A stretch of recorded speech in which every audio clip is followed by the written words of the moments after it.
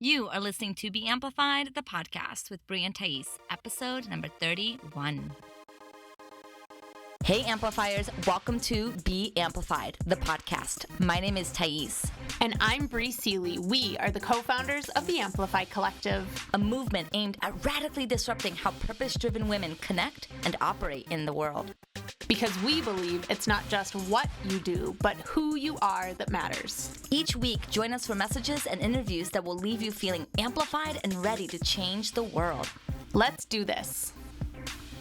Hello, Thais Sky, Brie Seeley. Good morning, Amplifiers. Today, we bring to you our podcast every Monday.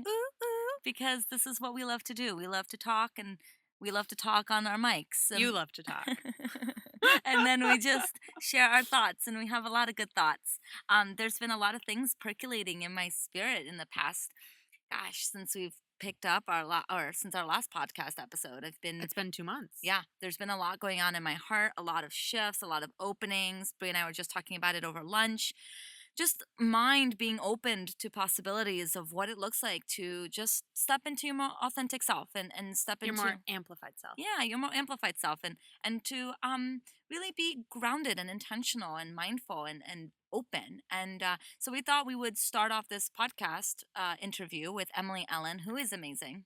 But before we do that, we do have a quick announcement for you all. Those of you that are in Los Angeles, Oh yeah.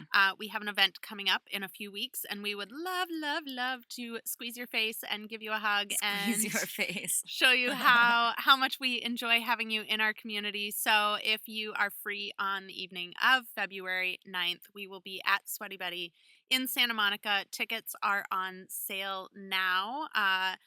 They're amplifyfebmixer.eventbrite.com. So that's amplifyfeb, S-F-E-B, mixer. Like February, but Feb. Yeah, amplifyfebmixer.eventbrite.com. And this will be in our show notes, so you can always just go to theamplifycollective.com, go to our podcast, you'll see all of our show notes there. And yeah, we're excited to be at Sweaty Betty. This is a new venue for us. We love working with them, and we're excited to create a really epic unnetworking experience for all of you and to see how Amplify was born. I mean, Amplify is really about in-person connections and cultivating a deeper sense of community with people around you. And we're excited about it. And the other thing we want to remind all of you of, which you'll be reminded of more at the end of the episode, but we also started a Facebook community for all of our amplifiers all over the world. So if you love Be Amplified and you just can't get enough and you need more of it, Obviously. more Amplify, Always more Amplify. join us at beamplified.community. Yes, that is the entire URL, beamplified.community. We thought it was so catchy when we got the .community. Like, we love that. Like, oh, how fun. It's beamplified.community. But then we realized that sometimes people still think that it means that they have to add a .com or .net or whatever else at the end. No more dots. No more dots. No more dots. So lots of things have been percolating. And this interview is super special. It's when one of our friends and admirers, and we just love her so much, and she's just this little bubbly rock star doing her thing in the world. But one of the things that she talked about that we wanted to dive just a little bit deeper before we bring her on is about eating and mindfulness and how to infuse these two elements into your life to create a more settled way of being. Go for it, Brie. This is actually Kick it off, Brie. Chum, chum, chum. This is something that I have been being more conscious about, and I feel like there's something about my upbringing or some sort of trauma or something that like really has caused me, like, if you ever eat with me or see me eat anywhere, I inhale my food. Like, She does. I can full attest. on eat all of it in a bite. And it came to light I think a few months ago, and I've really been being, not to be cliche, but more mindful about it. But like But that's a great first start. I mean, is. that's the first start, is to just get mindful just at how you normally eat. So when I lead people through meditation, my first invitation is to just notice how your breath is without manipulating it, right? Without changing it, without labeling as bad and wrong and, oh my God, my breath isn't deep enough, whatever. You just invite a sense of presence to what is already here. And that's exactly what you're doing unconsciously. You're just bringing an awareness of where you are right now, because we can only change when we first know what the present situation is. So I kind of started it, of course, the end of last year. I think it was around November when I really started being conscious of it. And things like I'll take a few bites and then set my fork down Mm. and give myself a second Well, we're gonna to tell people how process to and eat like, more mindful. yeah, Don't reveal all of our secrets but yet. one this was really, really, really at the top of my mind and my heart when I was in Bali, because the food I was eating there was unbelievable, and I Hmm. was like, I want to enjoy, I want to savor every last second of this food, and this is how I'm going to do it. And even like mornings when I would look down and like my teacup's empty already, and I'm like, I didn't taste a goddamn drop of my tea. Yeah. And so just something to start thinking about. And like I said, I'm pretty sure that there was some sort of like experience or trauma or something when I was young Yeah. that caused me. I didn't have any siblings, so it wasn't like anyone was coming in to steal my food. Well, it just may be But an area where you don't feel safe, right? I mean, when we are looking at our relationship with food, it's how we see, how we do anything is how we do everything, and our relationship with food is pretty indicative of our relationship with a lot of other things. And we're in a culture where there's a lot of this idea of good food. We are exposed to a lot of good food in this culture, food and options and varieties that we don't get to see in many other parts of the world. If you want Italian, you can have authentic Italian at your hands in 5 minutes. If you want Thai, if you want, Ethiopian food, whatever it is, it's so accessible. So we live in a culture where all the food that you want is readily available, and simultaneously, we have to get things done fast. And we have to move at a fast pace, and we have to go, go, go, and do more, and do. We have to do more and be more. And so it leads to a lot of challenges when it comes to eating, because when we're not eating mindfully, we are depriving ourselves of this pleasure that our body was born into this world wanting, right? Our body wants us to be mindful and be present. Our body wants us to slow down, wants us to nurture ourselves with good healthy foods like you experienced in Bali. And when we're depriving of that pleasure by not really paying attention to what we're eating, then we're missing out on a really amazing opportunity to be intimate with ourselves. And that could be possible, that it's very hard to be intimate with ourselves, and that's why so many of us have a hard time slowing down, right? We have a hard time meditating. When I ask my students, why aren't you meditating, it's many of them, when we dig a little deeper, is because I'm terrified of what's going to happen, what's going to show up when I slow down enough. We don't feel comfortable in our heads. And if we're in constant self battle, if we're in a war within ourselves, why the fuck would you want to fucking slow down and actually pay attention to it? You would want to run the other way. So I feel like food is just a great opportunity to practice being more mindful in every other aspect of your life, and it's going to infuse just more pleasure into your life. And you'll see that once you infuse more pleasure, everything starts to taste good. so another thing I've started doing, I'm all about rituals. Like if you know anything about me, you know I'm all about my practices, my rituals, my Mm. habits, my consistency, all of those things. And so I have also, since I got back from Bali, started to not watch Netflix while I am eating. Okay, but you have to watch the OA. You have to watch the Well, we OA. have to talk about this because I actually logged out of your Netflix account so that I cannot access it Oh, anymore. But Brie. that's a whole separate. We'll This talk about that. Netflix show, okay, all of you listening, you have to watch the OA and Maybe tell me we'll what do you an think. episode about it. But right now, Well, but so but you still shouldn't be. I guess what you're trying to say, before I rudely interrupted, is to maybe not be watching Netflix while eating. exactly. So I would, even breakfast, dinner, all the things, like I would eat it on my couch. And so what I've started doing is actually setting my table, like setting Yeah. Oh, my that's so beautiful. dining room table. Like, so many of us deprive ourselves of using a good china for some rainy day, and then the rainy day never gets here. So what if we were to use our good plates and our good silverware and set the table with candles and make it a really intimate experience? I love that you're doing that. Yeah. So I'm setting the table, and then I have a wireless stereo system in my house. And so You're playing yourself I some soothing music. play my music instead of watching TV, and This is great. sometimes I'll write or journal or read a book or whatever, but it's for me, it's all about taking that moment because it's so easy to just kind of gloss over meal times Oh, and just kind yeah. of like get to the other side of it. And that's just kind of not how I want to be living. Yeah. And I'll share another little secret with you guys. This is something that I haven't told anyone yet. Have you told me? No, I Oh. haven't. Oh. So one of my girlfriends that I met in Bali is a feng shui master, Oh. and she told me that her husband, before she met him, used to set the table for two every time he was eating. Oh my gosh.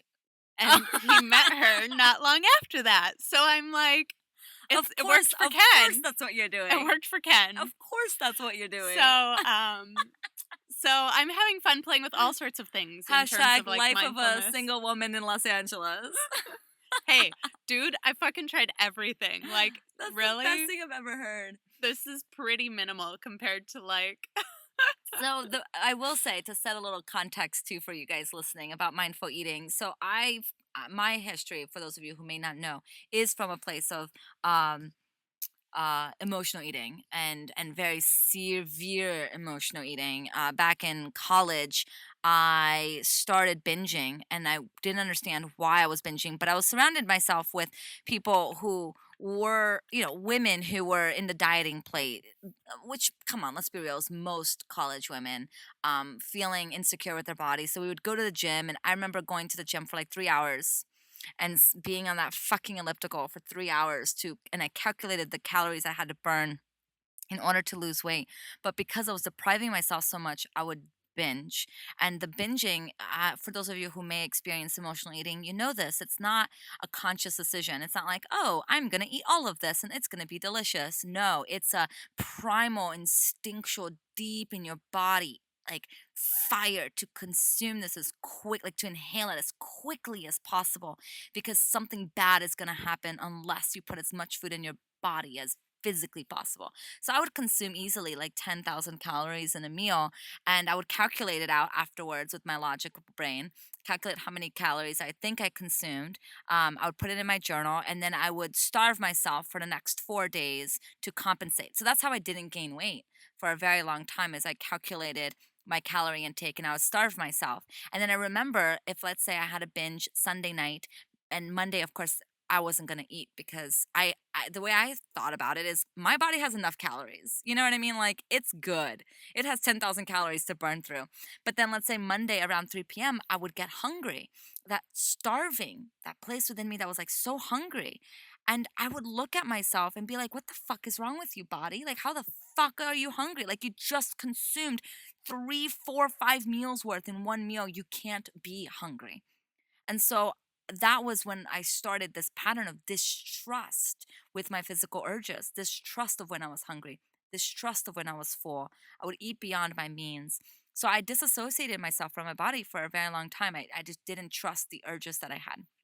And coupled with a lot of support and coaching and healing and therapy and all of the things. So this is just one modality out of the many. It is certainly not a replacement. If you're experiencing emotional eating, this is not going to be the heal for all, but it's super helpful. Is the 4 rules of eating. And I got these 4 rules from Janine Roth. She wrote a book called Women Food God, and it's a beautiful book about binge eating and her experience with it. And she introduces these 4 concepts, and I've been practicing these 4 concepts since, and it's changed my life. So, one of them is stop when you're hungry, which most people, or stop when you're full, I'm sorry, not stop when you're hungry, stop when you're full, which most people don't even know when that is. And they become stuffed, right? The next rule is eat when you're hungry. And if you have the desire to eat and you're not hungry, then really look at, why are you reaching for food? And one thing I have to say, Brie, is that I feel like you do this so intuitively, from what I've seen about you, because you have a pretty regimented diet for your health reasons. And watching Brie, it's really cool how she innately already knows these things, right? You stop when you're full. You only eat when you're hungry. You really ask yourself, when you're reaching for food and you're not hungry, why am I eating? And then the third one is to remove distractions. And that's a big one for our society. And that's the one that I just Brie, did that. yeah, that's the one that she did unintentionally or intentionally, but without knowing the greater plan here, which is, yeah, remove the distractions, remove the TV, remove the things that are going to keep you from having this sensual, intimate experience with food. I mean, Emily, our interviewer, she talks about how she cooks as almost a spiritual practice.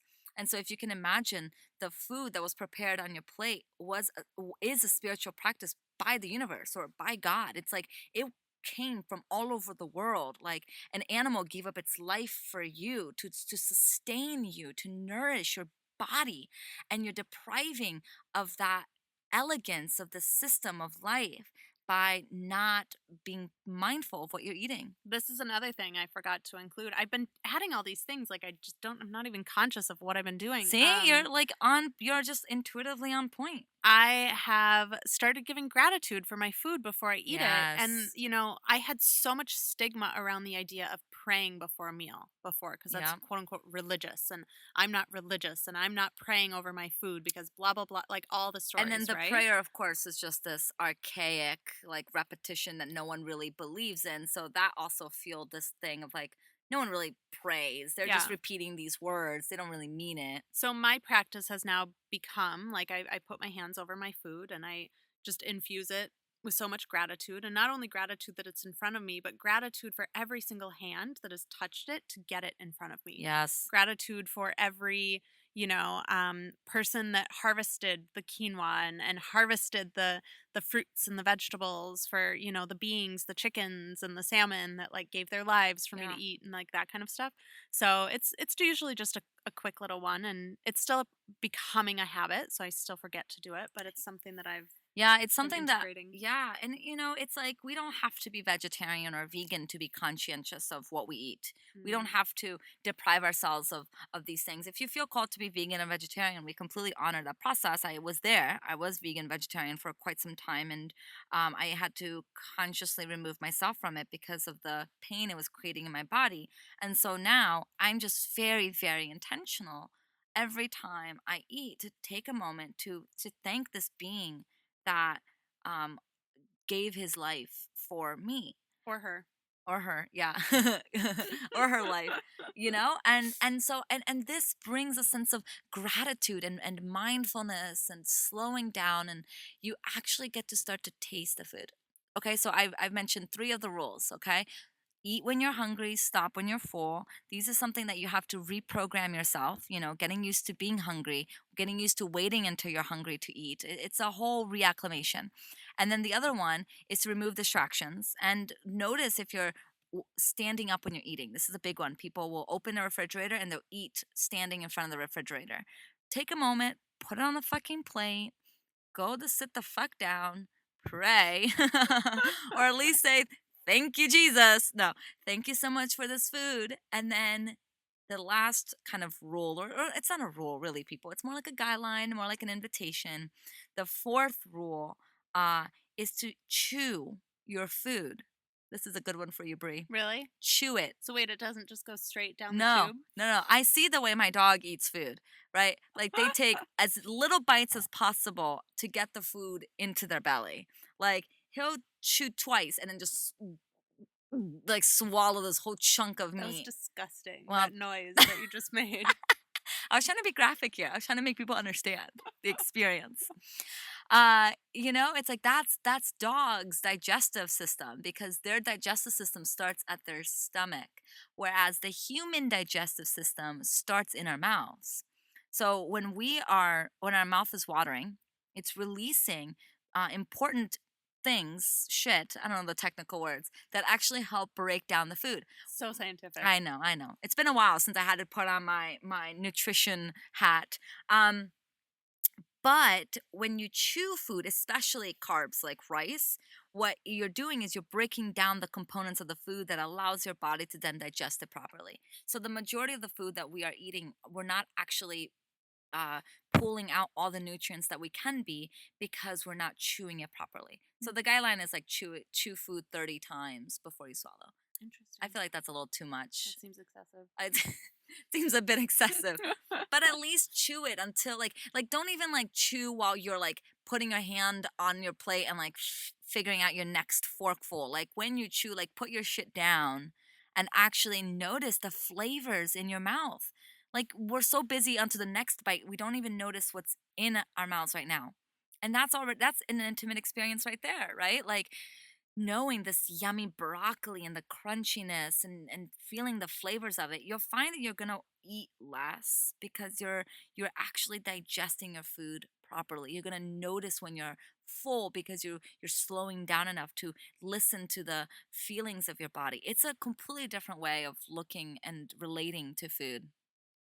So there's one more aspect of mindful consumption that I want to. Well, it's not technically eating, so I'm gonna say I consumption. understand. I understand. That I want to dive into quick before we bring Emily on, and that is the idea of mindfully drinking and consuming alcohol and caffeine. Oh, good call, Brie. Because this Yeah. is something like with my candida diet that I've been on for the past year and a half, I really am not supposed to be drinking. And so I haven't really been drinking for the last year and a half, a little bit here and there.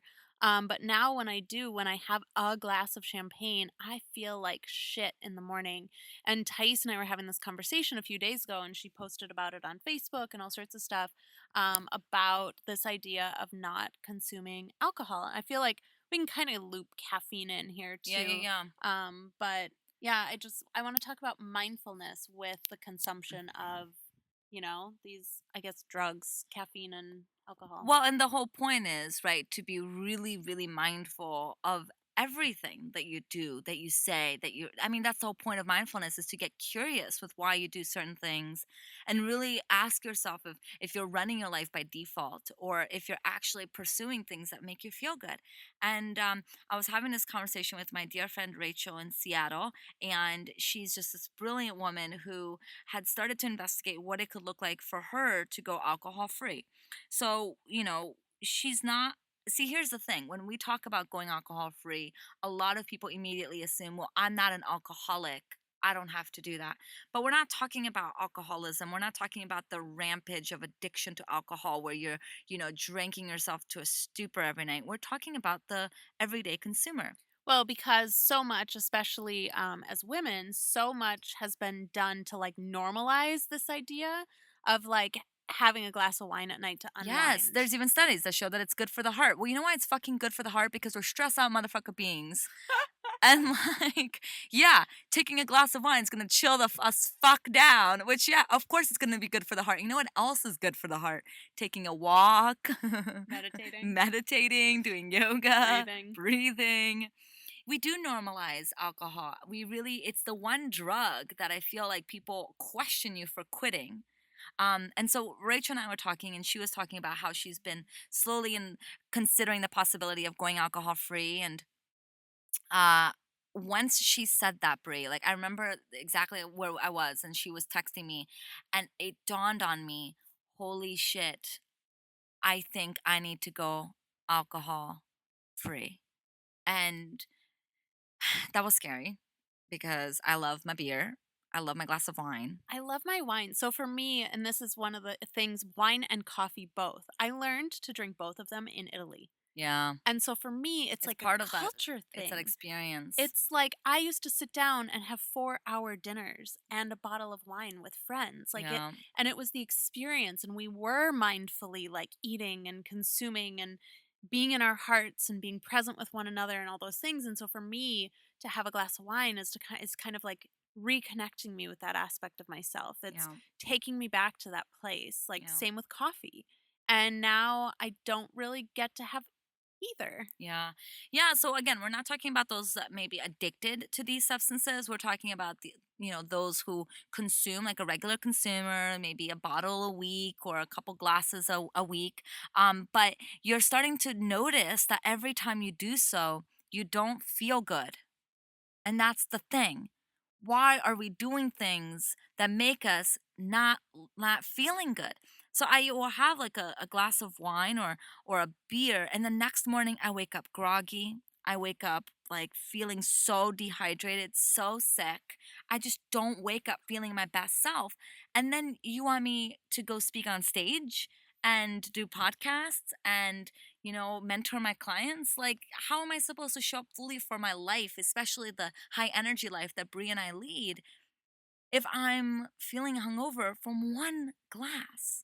And this like starts a cycle too. Like, so you feel hungover in the morning from alcohol, then you get a cup of coffee and another cup Yeah. of coffee and another cup Yeah. of coffee, and then you need a glass of wine to come down at the end of the night. Yeah. And it's like this whole cycle that becomes super unconscious. So I've been sitting with what it could look like for me to remove alcohol from my life. And I have decided I'm not doing it cold turkey. I'm not just removing it completely. I'm not going black and white on this because of my experience with binge eating and because of my healing in the past 9 years. I know myself and I know that depriving and going this rigid route is not the answer for me. So I had a beer 2 nights ago and I woke up feeling sick. And so I know now that like if I'm going to have a cup of alcohol, I'm going to be intentional about it. It's not going to be to numb myself. It's going to be because it's going to add to the experience, knowing that it's going to take away from something the next day, that I'm going to get a migraine later that night or whatever. So I'm taking that intentional risk. That is a deeper way that we can practice being mindful in our lives without this idea of having to cut it all off. Because if you love a glass of wine, you're not a fucking bad person. You just have to know that certain things are going to make you feel a certain way and be intentional about it and make sure you're not using these substances to numb you or to remove your experience from life. And for me, like I this week have been recording my digital programs, and so the end of each evening, I've been allowing myself like a half a glass of champagne over dinner.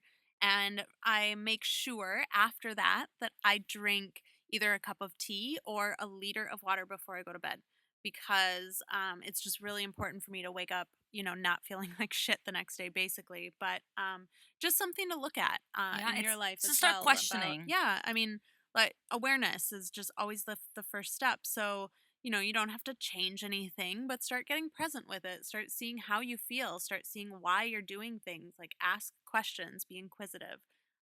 And Yeah, you'll notice that the countries that have a reverence for food, like Italy, like France, cultures where the entire culture is actually built around the structure of food, they're skinnier, they're healthier, they're happier because they know that food is part of the experience. And so when I lived in Italy or when I lived in England, you because lived in England. I lived in Italy. yes, that's the answer. You I was like, remember that? yeah, okay. I never lived in Italy, people. Bree lived in Italy. I lived in England. We are two separate people. We are not the same person. When I lived in England and I would visit these countries, it's like a 5 hour experience. Like you go to a restaurant and the waiter just ignores you the whole evening because you're just sat with your friends. Like it's not this like shuffling in and out of a restaurant that it is here. It's an entire experience. And so what can we learn from these people what's the word? In what is the word? I have no idea what and you're trying to and say. add it infuse there you go, infuse it into our culture is just to enjoy the process of cooking, enjoy the which I still have to learn how to do, by the way. And I've hired someone to do for me. Enjoy the process of consuming, enjoy the experience of being breaking bread with friends, or your invisible future Husband. husband, and you'll find that you're gonna be allowing in more pleasure. Things are just gonna You're gonna feel more nourished. You're gonna want less junk food. You're gonna want more whole foods.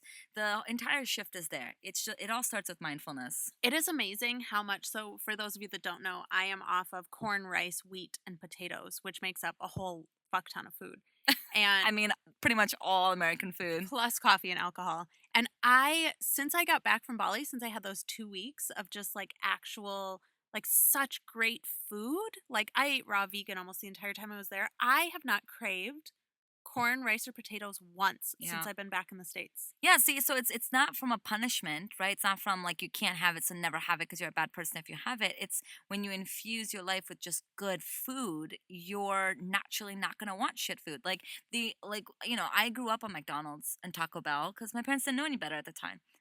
Now they're super conscientious, but at that time we thought that was food. Like I would never question why someone would serve me food that's not real food. And then once I started to learn and get older and understand what these fast food companies were doing and how a hamburger from McDonald's is not actual food, it's like so processed. There's like only 1% of an actual ingredient in there that is edible. I actually have no desire for it. Like feeding my body poison is not exciting to me. And so I don't need to say I'm never having fast food again. I just educate myself. I just start to incorporate, better foods. And whatever food is in front of you, eat it mindfully.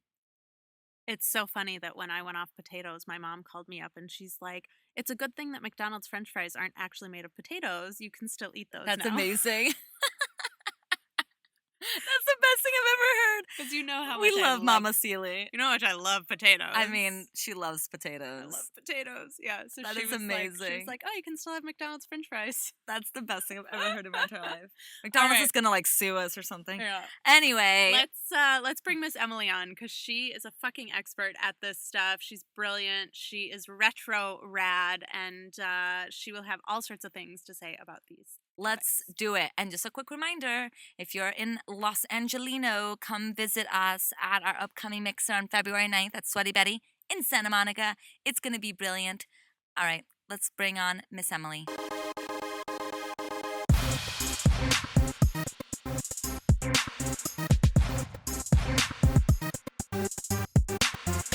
Emily is one of my favorite ladies. I met her a few years ago through a mutual friend and have just grown to absolutely adore her. So I'll tell you a little bit more about her before we bring her on. Chef and culinary educator Emily Ellyn is the home economics teacher you've always wanted. She's the mother. That's amazing. She's the mother of retro rad cooking and encourages everyone to dig through their mother's recipe box, dust off their pressure cookers, and take the old and make it new. She takes the retro, remixes it, and makes it rad. With her quirky persona and trademark cat-eye glasses. I can see that. Yeah, I can see why you'd want to trademark that. Yeah, you'll find this retro rad diva cooking up fun and inspiring audiences at food events around the world, all while developing her culinary TV career and finishing her PhD in food service education. You've seen her on Cupcake Wars, Cutthroat Kitchen, and morning news shows across the country, as well as a cameo cartoon appearance in The Simpsons. Emily grew up harvesting food and raising animals on a farm in rural Ohio. Eager to dive into the culinary field, she worked in Cleveland's top restaurants and started her own catering company while still in high school. Upon leaving Ohio, Emily graduated with a degree in restaurant management from the Culinary Institute of America in Hyde Park, New York. There she worked as a teaching assistant until moving to Paris to attend graduate school at Academy International of Management. Emily then went on to earn 2 master's degrees. Jeez Louise. I know, right? In hospitality management, one in Paris and one from UCF's Rosen College of Hospitality and Management in Orlando. That's a mouthful. Holy shit. Talk about living an amplified life. Hey, lady. Hello, girls. How are you? So lovely. How are you? Fabulous. I'm excited to be on the show and get to be here, be present with both of you. I've been getting the newsletters and the podcast, and now to see it just being born and growing and thriving is so exciting. Thank you. We're really excited about this conversation. I feel like you're going to just bring such a unique perspective to what we have to say. So let's get right into it. The first question we like to ask is, what does it look like for you to live an amplified life?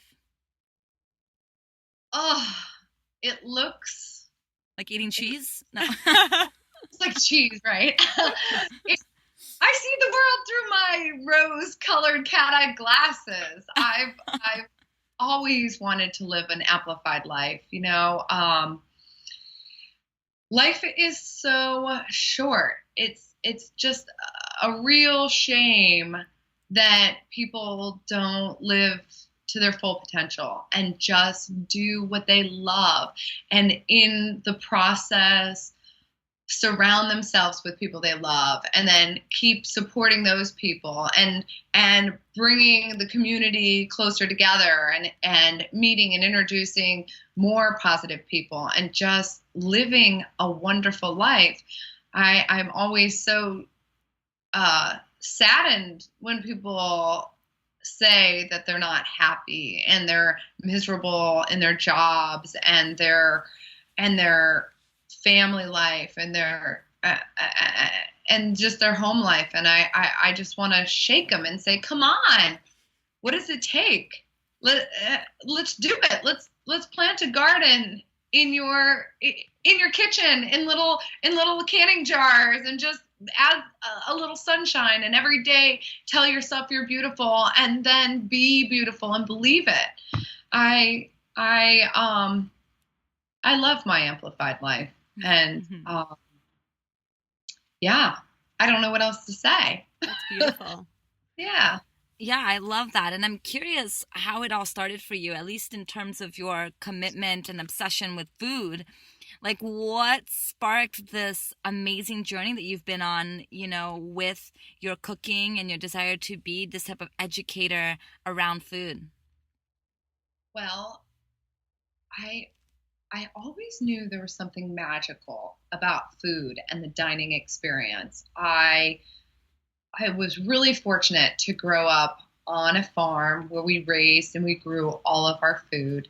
And so we had an abundance in the sense of of food. We weren't starving by any means. And to be able to cook and then bring people around the table and feed them this delicious food was special.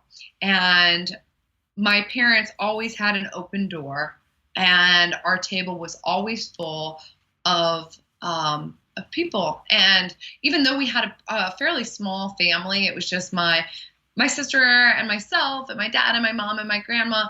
The table was packed. There was always extra chairs being pulled up, and I observed this at a very young age and saw this magic, this almost spiritual moment taking place every time we dined. And I wanted to continually recreate that. I thought there was something special about that. I know we all have crazy, hectic schedules and days, but if we can just sit around a table and break bread with one another and just take pause and love each other in that moment, there's something beautiful about that. So I travel around now and I teach it, and it starts with teaching people how to cook, so they actually do take the moment to make the bread, then break the bread with their loved ones, and don't just pop it in the microwave and eat standing up. So that's kind of the first step. And then I go around and gather people around my table, and I feed them and I talk with them, and hopefully motivate them to take this this home to them, and then take it into other parts of their lives. And I hope it inspires them to really let it just kind of seep into all the fibers of their being. I love that. And that's so different from like the convenience factor that we're taught, or like, I've even found myself this morning, I ate some food just standing over my counter, like we get so caught up in all of the activity and all the things and all the schedules that go on that we just forget that nourishment piece, and not just of our bodies, but also of our souls, like you said, when we're in community with other people. Yeah. And I've always lived the mantra to feed people through their hearts, minds, and stomachs. And I agree with that. It is nourishing on every level. I think it's really beautiful that you use food kind of as a method, as a how for the ultimate gain, which is more connection, more seeing people and slowing down and being mindful in your life. And I know that that's something that Brie and I are very passionate about. It's why we started Amplify with dinner parties, is because we see that something really amazing happens when you're eating together and you're listening and you're being in intentional conversation together. And I'm curious, what's an experience that you had where you really got to be a witness to this this spiritual mindfulness conversation around food that it just really sticks out to you? Oh gosh, every day I have one of those moments. So funny enough, I set out to write my doctoral dissertation on the spirituality of food. And at first I didn't quite know what that meant. I could feel it. I I could I just had a sense about it that there was more to consumption. There is something, this quote magical experience that I always talk about, the spiritual happening that takes place when we sit down and break bread. And I went and I started talking to my dissertation chair and all the higher ups in university, and they all honestly scoffed at the idea and poo-pooed it, and kind of had this like, spirituality, what does that mean, how are you going to measure it, blah blah blah. And in total, yeah, you can totally envision it. But then on the flip side, there were these moments, they would take a breath and they would say, I do understand that there is a spiritual component. And everyone would start relaying a story about a spiritual moment that took place around the table. And it would be crying in soup at a soup kitchen. It would be family memories. Every time you close your eyes and you think of a holiday dinner, good or bad, you instantly think of who was around the table. Those memories are so strong. You can taste the food. You can smell the food. You are transported back to that moment. And whatever happens, call it spirituality, call it a heightened hedonic moment, a satisfactory, happening moment. It's spiritual. It's plain and simple. It's a religious experience. And yes, there are physiological things that happen in our brains that connect food and spirituality. There are historical references and social interactions that say, hey, we always equate food to be very spiritual, the body of Christ to the breaking of bread. Hospitality started when doors were opened during Greek times, Greek recorded history, and the root of hospitality starts there, to take hospice, to take someone in, to take care of them. And throughout history, we have all these accounts, and yet we are scared to measure it or even attempt to broach the subject that there is something more happening than just surviving by eating food 3 meals a day.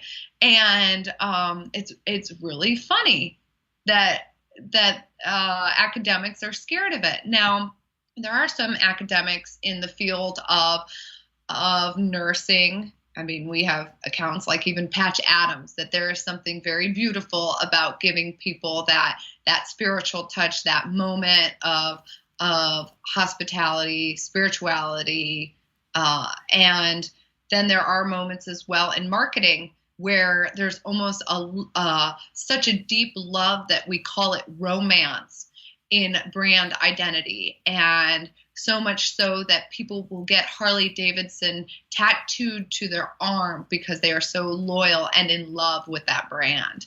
So there are a couple of fields that are slowly opening their hearts, minds to it, and it's all a matter of time that stomachs and breaking bread starts getting some playtime in our academic literature. So, but question, what ended up happening? Like, are you still working on it, or did your people come around, or like whatever ended up happening with that? I have been a collector of references on the subject of spirituality in food and in consumption since that moment I thought of it. Now, will it be my dissertation? Maybe, maybe not. Honestly, I may just work through my PhD in another field, but then talk, lecture, and write on it on my own time and energy. But we'll see. I've not given up the pursuit by any means.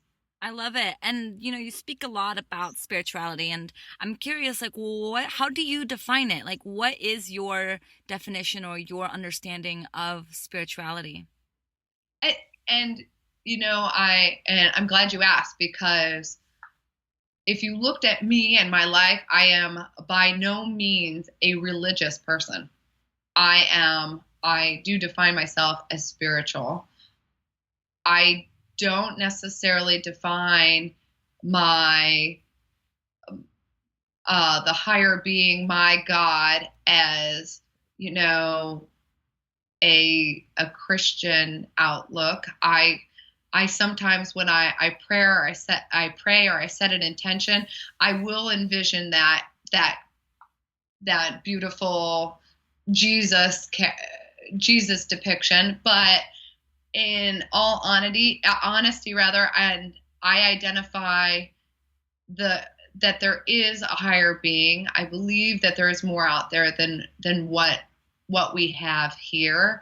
I just openly pray, trust, and rely in the universe as our greater being, and I just trust that there is something more out there, and I believe in karma, and I put good intentions out there, and I receive good intentions, and I keep the cycle going, and I continually lift people up, and in turn I am living a fulfilled life. I feel very fulfilled. But yeah, is it organized by any means? No. Does it pull from a lot of organized religions and practices? Absolutely. Do I love and respect and cherish all of those thoughts? A gazillion%. Yes, I love it. I love that people can love so much that they have created this like idea of an all-encompassing being or beings that are just pure love and light. How cool is that? So if one of our listeners wants to kind of start playing with this idea of spirituality when they're eating or communing, what is like a one really good basic beginner tip to start infusing some more of that into their life?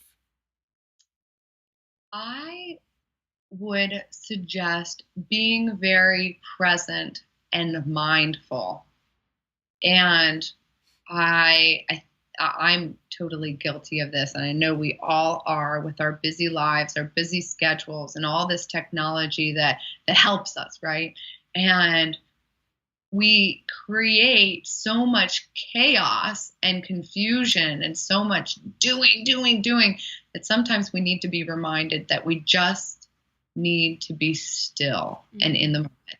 And when we are preparing our meal, we are conscious in the fact that we have gotten this food from the earth or our grocery store, that someone else has gotten it, provided it for us, and it is here, and it is this like beautiful whole food, and we are preparing it to nourish our bodies, and and our families, and we bring the family together. Or if it's just yourself, you're bringing yourself here together to nourish, and you just start preparing it. And in the moment of preparation, you are 100% in it, and in the moment of consumption, you are 100% in it.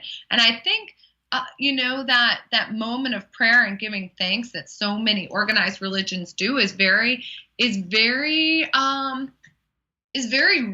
real in helping us get grounded and in the moment. And you stop for a second and you're acknowledging the fact that you're here sitting around a table, or sitting in a chair, or maybe standing over the kitchen sink at some points, but you're just there, and you take pause, and then you eat. And I guarantee you'll eat less. You won't eat as fast. You'll break down the nutrients more because you're chewing. You're gonna like actually on a physiological level actually give yourself more health as well. So I think mindfulness is key.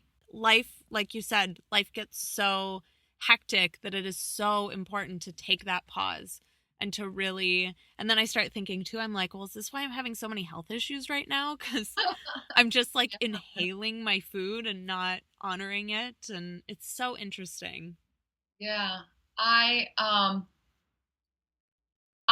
too am a fast eater, but I do make myself sit quietly with the people that I eat with afterwards, Yeah. and don't fidget or get up and do the dishes and turn on the phone. And I I had to tell myself, like, it, not just honor yourself, but honor that moment that you're sharing with this person who is eating with you, and don't be rude, like actually sit there and talk with them while they're finishing their meal. And that's slowed me down a little. And I have to say, um, another practice that I've done for myself, I know, gosh, I'm 34 and it took this long to get my shit together, but in the sense, no, it's never going to all be together, but Nope. in the sense that I'm taking time for me. And I am not a morning person.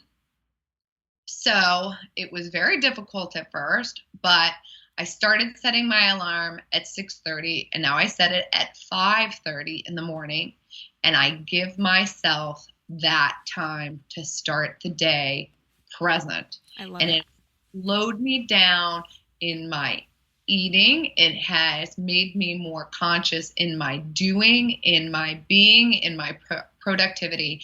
And I get the dog started, get my coffee started. I don't turn on the computer yet. And then I make myself exercise. And it's just for a half an hour.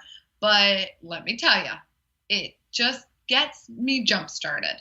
And I know I've heard it so many times. Exercise will make you more productive. Oh, you'll get this and that and blah, blah, blah out of it. And, fine, whatever. You get health out of it. You get to fit in your clothes and look cute. Cool. There's all these benefits. But it wasn't until I actually started doing it, not to look good, not to do anything, but to do something for myself. And so I've given myself that gift, and I decided to do it as a jumpstart to this coming year, because I want this year to finally be the year of my book. I know Bree and I have talked about it since I've known you, Bree, that I need to get my book just finished.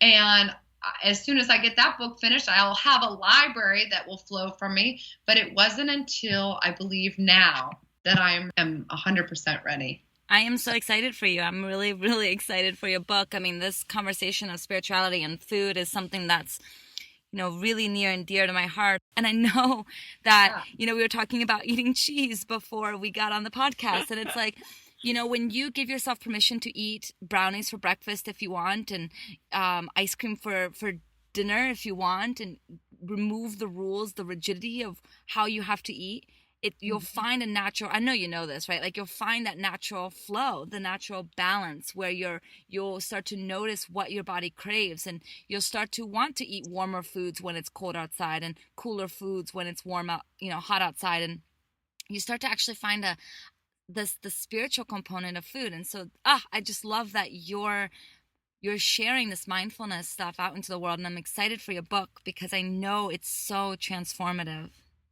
Oh, thank you. Yeah. I would also add to the eat whatever the fuck you want.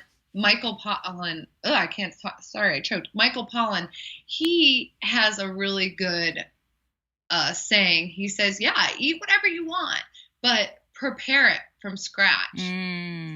I want to see you make ice cream, Thais. Yeah, I don't know, Emily. That seems like a big daunting. I don't know. Maybe in 30 years, I'll be making my food from scratch. But the thing is, you start to realize, oh, this is what goes into cake. This is what goes into bread. Yeah. Man, I appreciate that forkful of cake a hell of a lot more than when I mixed it up in a box or I bought it from the grocery store. It just appeared on my plate, and you do actually become more mindful as you consume when you produce it. I can see that. I can so see that.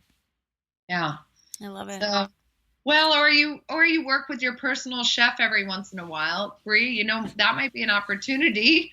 Once a week, you go in and just kind of like do your work around in the kitchen when she's or he's preparing the food. Yeah, she comes into my home actually, so it's really nice. And she's a former client. I've known her for a while, and so my whole apartment's open, and so I'm usually right there while she's cooking, and she and I are talking. I'll work sometimes, but it is nice to watch her work, and she's in her zone of genius, and she just loves it. She's so happy there, and it's so not my thing, but I can appreciate that it's hers, and it was probably one of my biggest wins for 2016 was really taking ownership of the fact that was something I needed in my life to support me. So, and hey, for all the listeners out there, I'll back up and say I was really blessed this year. I got to be the keynote speaker for the Personal Chefs Association. Wow. Ooh. And yeah, so I really understand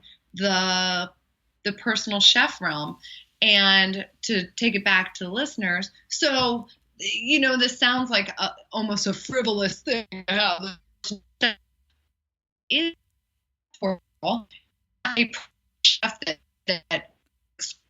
Hold on, Emily. Emily, it's breaking up again. Oh, man. Okay. Are we here? I think we're here. Say, Start with the keynote part again. Yeah.